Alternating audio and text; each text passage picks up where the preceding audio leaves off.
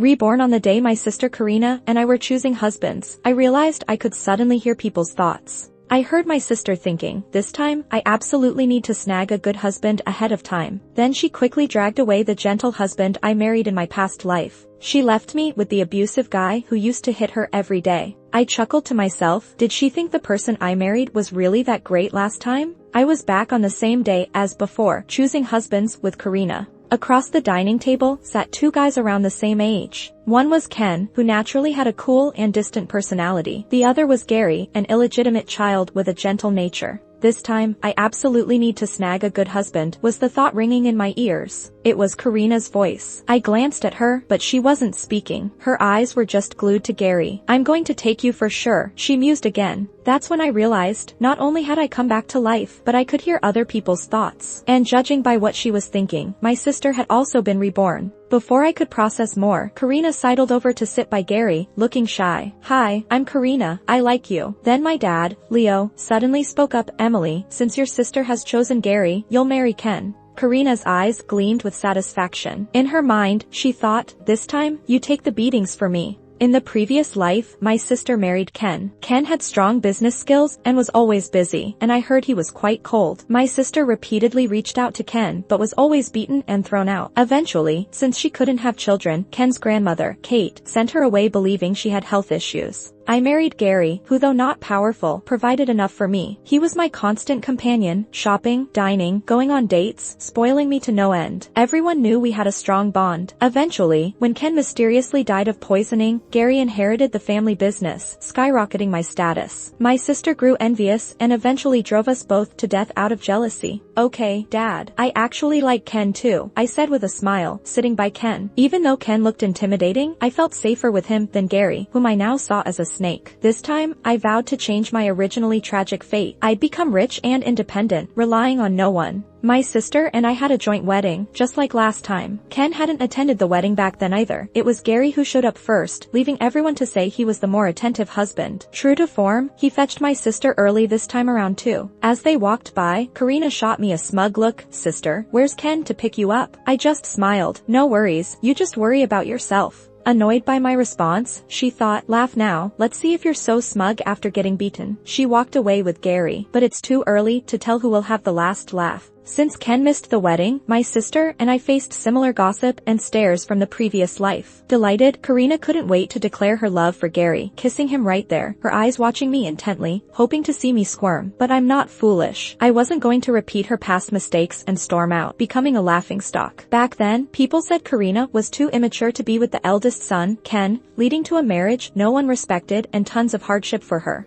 I picked up the mic with a smile, addressing everyone. Ken had an important business deal to handle today. I'll stand in for him during the toast. I hope you don't mind. The murmurs ceased. Kate, at the main table, respected my composure. The Smiths family cared most about appearances, and it was vital to remain composed, showing that I could be a proper hostess. Karina noticed Kate's approving gaze, and felt a pang of anger. Gross, I'll embarrass you during tea, she mentally vowed. Honestly, being able to hear thoughts is a blessing. It's like having a superpower, making everything easier. When it came to the toasting part, I confidently walked up to Kate, dress in hand. Karina counted 1, 2, 3 in her head, but at the last second, I dodged sideways to grab tea, and she fell, soaking herself in tea. Are you okay? Gary rushed to help, but inwardly scorned. What a fool. People turned to watch. Kate looked furious. Such clumsiness. She scolded. Sorry, Mom, it was an accident. Karina apologized with resentment in her eyes. If I were Karina, I'd stop making trouble and just live quietly. Since she doesn't want me to have peace, I won't back down either. Karina's embarrassment ended the wedding prematurely. Kate gave her the cold shoulder the whole time while showing approval towards me instead. She even held my hand, promising, Emily, I'll make sure Ken comes back to make it up to you tonight. Sure enough, Ken came back later, looking exhausted while undoing his tie as he entered. Rushing to help him with his clothes, I said, Ken, today must have been tiring. He glanced at me but didn't reply.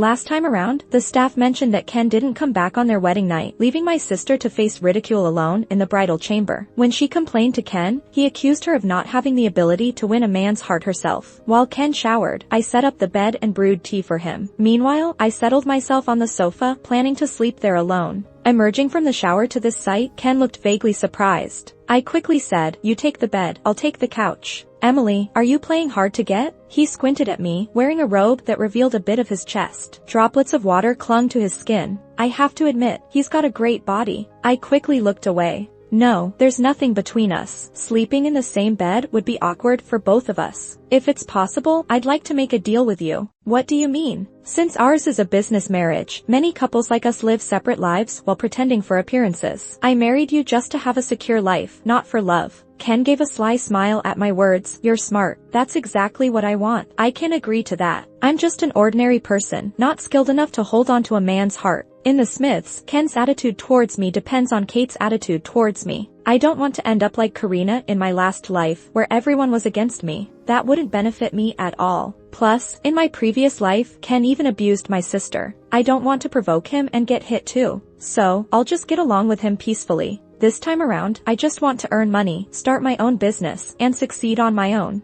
I had Ken post a picture of us holding hands on Twitter, captioned, "Happy Wedding," to make everyone think we're good. I noticed his Twitter is pretty clean, no other posts except that one. He must lead a boring life. At bedtime, he really did take the bed, leaving me with the couch. Doesn't understand tenderness at all. Oh well, I should be content. I was woken up by Ken the next morning. He was doing push-ups, listening to music early in the morning. I've heard men who are uninterested in women are often pretty scrawny. But Ken's got an 8-pack, strong legs, looks powerful. Way better than Gary's build. Stop looking, I'm not interested in you. He suddenly spoke up, getting off the floor. Get dressed, let's go for breakfast. The implication being, this will help people see we're good. Honestly, I think he's pretty easygoing. Why did he hit Emily in the last life? After getting ready, I went out with Ken. Just as we left, I saw Karina and Gary walking towards us, fingers entwined. Karina wore a strapless dress, showing off kiss marks on her shoulders, flaunting them at me. She eyed me with pride, scrutinizing me from head to toe. Wrapped up so tightly, probably covering up bruises. Karina thought and smiled smugly. How was your wedding night, Emily? Today, I wore a proper long-sleeved cheongsam. Karina seemed to forget Kate doesn't like revealing outfits at home, and heavy makeup isn't allowed. But I'm not about to remind her. I just smiled. Karina, in the Smith family, by generation, you should call me sister-in-law, not sister. Her face turned sour, biting her lips in defiance. Ken never asked me to call you that. Who are you to tell me? She then looked at Ken. Ken, say something. I sensed Ken's demeanor getting colder. Gary silently cursed in his mind, dumbass, watch me deal with you tonight. Then he tugged Karina's hand, signaling her to be quiet, but Karina was oblivious to the seriousness. Gary, what's the first rule of the household? Ken spoke gently. Gary quickly lowered his head. Sorry, brother, I'll deal with Karina right away. In the next moment, there was a loud slap as Gary hit Karina on the face. Quick, greet your brother and sister-in-law. Emily's face turned red from the hit, anger boiling over. But Karina knew Ken wasn't one to mess with, so she reluctantly said, Good morning, brother and sister-in-law. Then, Gary dragged Karina away. Because I remembered, the first rule in the Smiths is, no one shall disrespect the heir and his wife. No calling them by their first names. Violators will be severely punished. Ken is the heir. In my previous life, to survive, I memorized the rules. When Karina married Ken, she bullied me, but I remembered the rules and dared not disrespect her. I thought Karina knew them. Turns out, she didn't. She assumed she could bully me in this life too. At the dining hall, Karina had already received her punishment. Her face was pale, and she kept her head down, not daring to act up. I noticed Gary poking her hand under the table with a needle. Bitch, because of you I'm getting scolded. Gary cursed internally, pressing harder. In my previous life, not long after I married Gary, he started abusing me, not letting me speak out. I couldn't escape, suffered a lot, so I'd rather be with Ken than Gary.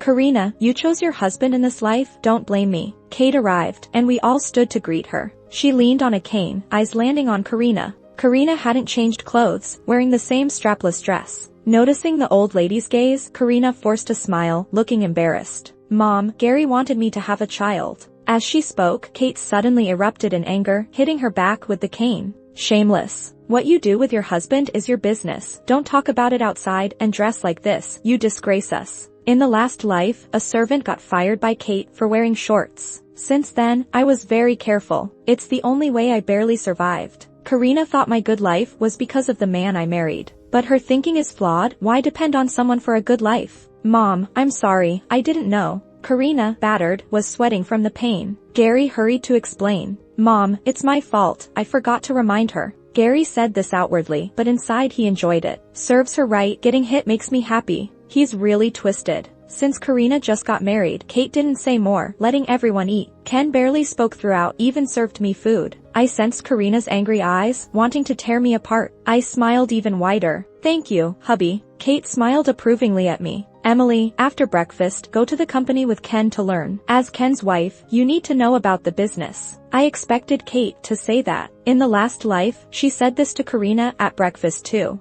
But Karina refused. I don't want to learn. I'll just rely on Ken forever. She pushed away such a good opportunity. Until she was kicked out without a penny. Okay, Mom, I replied to Kate. Ken drove me to the office. In the car, I kept trying to read his mind, but I got nothing. Not surprising, though. A man like him isn't easily bothered or distracted. Once we got to the company, Ken took me to his office. Wait here, he said, tossing the words over his shoulder as he left. Watching through the glass door, I saw him rush to the meeting room. Curious, I followed. Ken was in a meeting with a British guy named Jack. They were negotiating a deal to sell the formula Jack developed to Ken. Good thing I did my homework before coming here. The Smiths are loaded, but this formula is only worth a few $100. I'm going to make them pay through the nose. I could hear Jack's thoughts. Surprised, I looked his way. His face was calm, giving no hint of his scheming mind. Jack asked for $3 million. Ken hesitated, not replying right away. Jack seized the moment, saying, Ken, my product will bring you well over $3 million in value. Just as Ken was about to say yes, I barged in.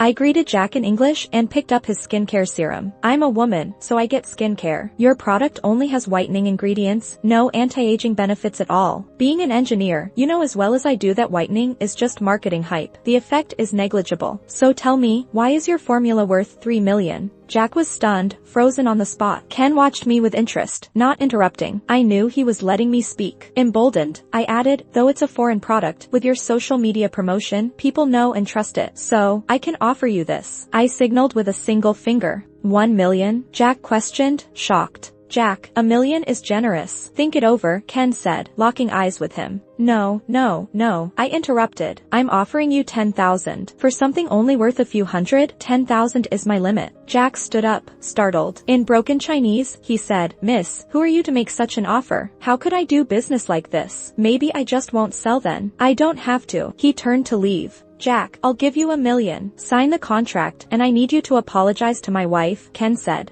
Upon hearing this, Jack spun around, delighted. I didn't get why Ken did that, so I hurried to stop him, but he signaled me to stay silent, and I did. Ken, you're a real businessman, Jack chuckled, then turned to me, saying, sorry, I didn't know you were Ken's wife. Ken then took Jack to sign the contract. Afterward, I couldn't understand. That formula's only worth a couple $100. Why offer $1 million? I asked. Ken poured himself a coffee, replying coolly, you have a good business sense, but you don't understand the market. I knew Jack's formula was worthless. I was interested in the brand he created. The brand might not be well known yet, but young women already recognize it. With a little extra promotion, I'll make that $1 million back. Suddenly, it all clicked. No wonder Jack was so confident. Coming here was worth it. I've learned a lot. But how do you know it's only worth a few hundred? Ken asked, looking right at me. I gave a sheepish grin, just a guess. He didn't press further, so I seized the chance to ask him for control over a branch. In my last life, Gary had no standing in the Pei family, could give me nothing. I desperately wanted to run my business and be my own boss. That way, I wouldn't need anyone, and once I made enough money, I could leave. You have big ambitions. You aren't planning to grab the company, make money, and run, are you? Ken looked at me like he was seeing right through me. Oh my god, he seemed better at reading people than me. For the first time, I felt inferior. I could hear people's thoughts, yet he outdid me. Must be a talent thing.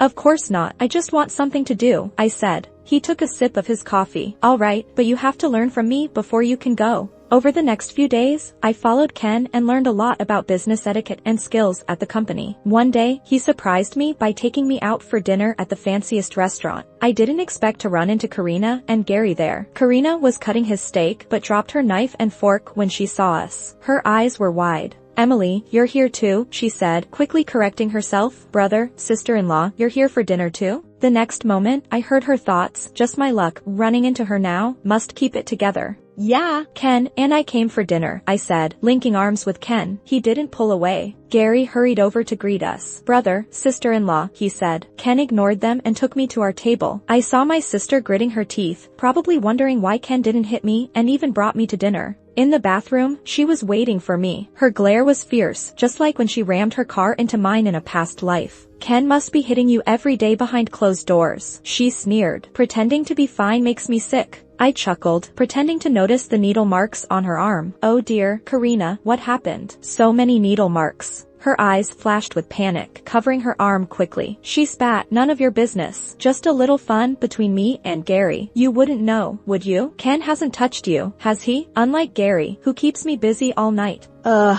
Karina had it rough but kept up the front, curious how long she could keep pretending. That's great. Hope you and Gary stay happy, I said, ready to leave. She grabbed my hair. You mocking me, you bitch? I frowned. She was just as crazy as ever. I struggled free just as Ken stepped in, kicking her aside. You know the punishment for disrespecting your sister-in-law? He asked, pulling me close. I remembered all too well. That's being locked up in the dungeon. My sister had me tossed in there once. It was swarming with rats, roaches, and snakes. She knew very well what was coming her way. My sister turned pale with fright. Ken, I didn't mean it. Don't treat me like this, she said. But Ken wasn't going to soften up. Once he decides on something, he never changes his mind for anyone. He had Gary take my sister away. Gary cursed quietly to himself, thinking, hope she rots in there. She's always causing trouble. Ken brought me back to the bedroom and checked my head. You alright? Yeah, I'm fine. She just tugged my hair a bit, I replied. I pushed him away and straightened my clothes and hair. But why did you suddenly come to the bathroom? I asked, meeting Ken's dark eyes. I noticed you hadn't come back for a while. I also wanted to ask why you and Karina had a fight again. He said. I thought about it, knowing I couldn't tell him Karina was reborn and deliberately picking on me. So, I said, my sister was bragging about her and Gary's great sex life, unlike you who never touch me, which ticked me off. Ken's eyes sparkled for a moment. So, you're hinting at something? He asked. Realizing he misunderstood, I quickly shook my head. No,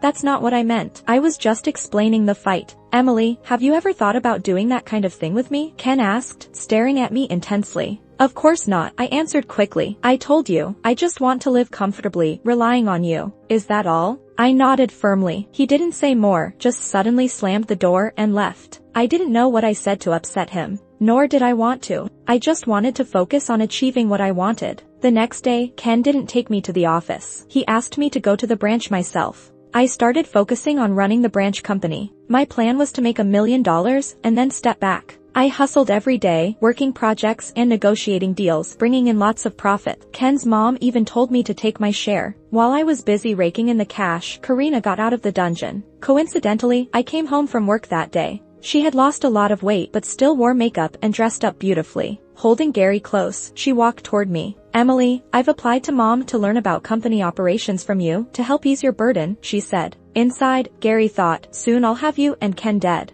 I suddenly recalled, in the past life, Ken died suddenly. It was Gary's doing, I realized. And now, he wants to kill both Ken and me. I tried hard to keep my emotions in check and looked at Karina. Alright, come tomorrow, I said deliberately, wanting to know what she was plotting. In the next second, I heard Karina's thoughts, stupid girl, just wait, soon I'll kill all of you and live my life as I wish. She must have cleared her head during those days in the dungeon. But little does she know I can hear people's thoughts. How could she possibly harm me? In the last life, Ken died from poisoning. I suddenly remembered seeing a cabinet full of colorful vials in Gary's basement. He often used them to experiment on me. Sometimes I'd black out, other times get hyperactive. On hindsight, those were the ingredients for poison. I led Karina to the company, starting her as an intern. She's gotten better at controlling her emotions now. She agreed to whatever I said, doing as I asked. I knew why she was cooking up a murder plan. Gary wanted Ken and me dead. And she wanted all three of us gone, Ken, me, and Gary. But her plan to kill Gary works to my advantage. So I took action. I met up with Gary, away from Ken. I know Gary well. He likes obedient women, which is how I stayed close to him for so long before.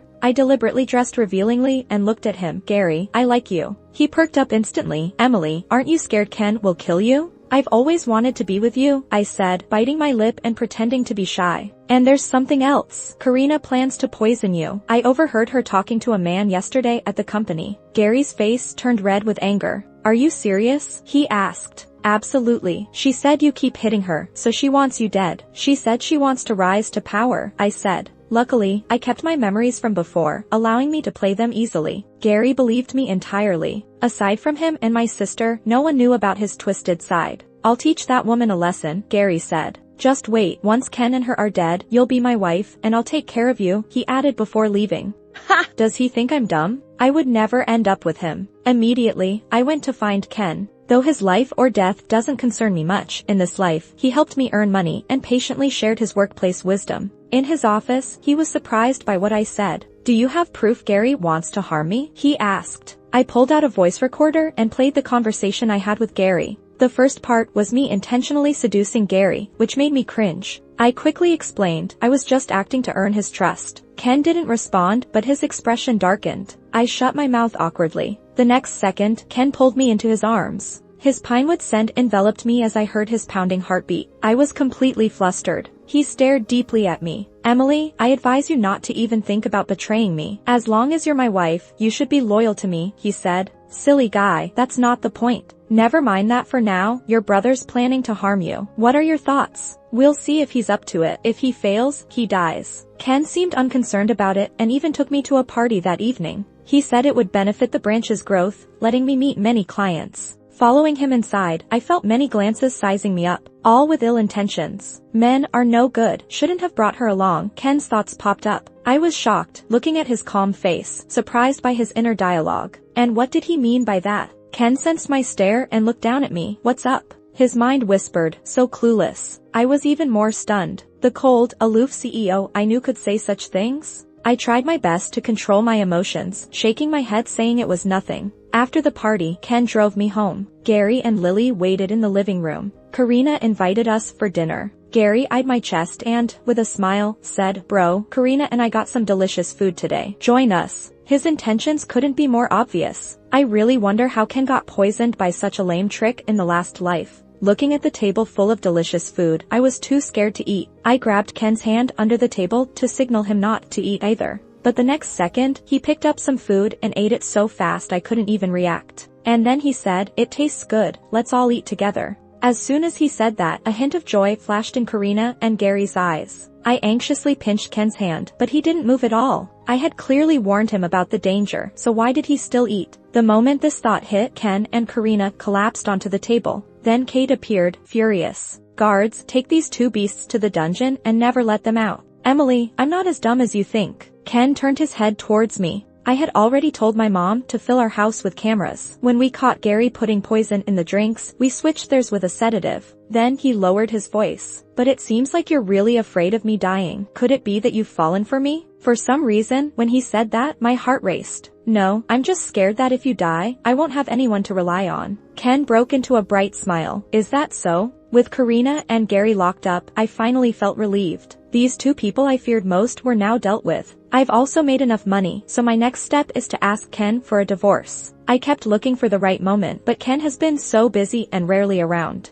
I have to wait for the right time. One day, the servants mentioned that Gary and Karina constantly asked to see me. I went to Karina first. Her hair was a mess, she looked worn, and her eyes were full of resentment. How could you know I planned to kill you? How'd you find out? The next second, she seemed to realize. I get it now, you've come back too. I looked at her with a smile. Karina, did it just hit you now? Hearing this, she angrily rushed to the bars, wanting to tear me apart. You wench, you hit it well, huh? You always knew Gary was a psycho, right? So you just watched me jump into the deep end. Emily, how could you be so evil? It's not me who's evil, it's you. I stared into her face that looked a bit like mine. She was my older sister, yet in my last life, she killed me with her own hands. If not for me being able to hear thoughts this time around, I'd probably be dead by now. You chose Gary, just like you chose Ken with your own hands. None of your choices pleased you, so you blamed me and never once considered your faults. You wanted to rely on men, while I only wanted to rely on myself. That's the difference. But why do things always work out for you? Karina roared. Though you see me doing well, behind all that, I've been working hard to save myself. This is what I deserve. While you, putting in no effort, always want someone else to save you. That's why you ended up this way. With that, I turned and left. Behind me, Karina yelled in frustration, you just wait. Next time, I won't lose to you. In Gary's cell, he was busy folding his blanket, still obsessed like he always was. Seeing me, he let out a chuckle. Emily, you're smart, good at hiding yourself. You know, I actually believed you were going to follow me. I was ready to kill Karina and Ken, but you gave me such a big surprise. You deserve it for being so evil. I snapped. His face started overlapping with the one that tortured me in my last life. It made my anger flare up even more. Walking step by step, he looked me over from head to toe. If I wasn't locked up, I'd pin you down and inject you with something that'd make you feel euphoric. I couldn't listen to another word. Gary, you're definitely going to hell. With that, I ran out. Even outside, I was breathing heavily. I couldn't shake off Gary's creepy look. Luckily, I finally broke free from him in this life. That night, Ken came back, drunk. As soon as he walked in, he stumbled onto me and we both fell to the ground. You're drunk. I'll make you some hangover soup. I tried to push him off, but he didn't budge. And his hands kept fiddling with his clothes, eyes full of desire fixed on me. It hit me then, he wasn't drunk. Ken, think about what you're doing. We're just partners. You can't touch me. He covered my mouth and whispered, no matter what, you're still my wife. I want to touch you. I pushed him away. No way. I've decided. I'm divorcing you, so you can't touch me. After those words, the room went silent. Ken's face turned cold. I knew you'd leave me. As he said it, he let go, looking a bit crestfallen. Emily, you're such a bad woman. Have you already forgotten me? What do you mean? I asked, confused. Do you remember little Ken? His question stirred memories of my childhood back during elementary school. There was a long-haired boy at school who always wore a face mask. Everyone mocked him, calling him a sissy, but I stepped up for him and took him to the hills behind the school. You can't be so timid. You've got to protect yourself. He slowly raised his head, removing the mask. Thanks, I just wanted to grow my hair long to donate to my aunt who has cancer. That's when I saw his face and realized how handsome he was. I fell for him at first sight and followed him around every day to protect him. He told me his name was Little Kentucky. Soon after, his aunt passed, and he moved away. I've been looking for you all these years, Emily. Then, when I could hear your thoughts, I realized you were the one. That's because I can only hear your thoughts. I didn't reveal myself because I wanted you to remember me and come to me first. I wanted to see if you remembered me. He continued, his eyes turning red. Until one day, I heard your thoughts saying you'd leave once you saved up $1 million.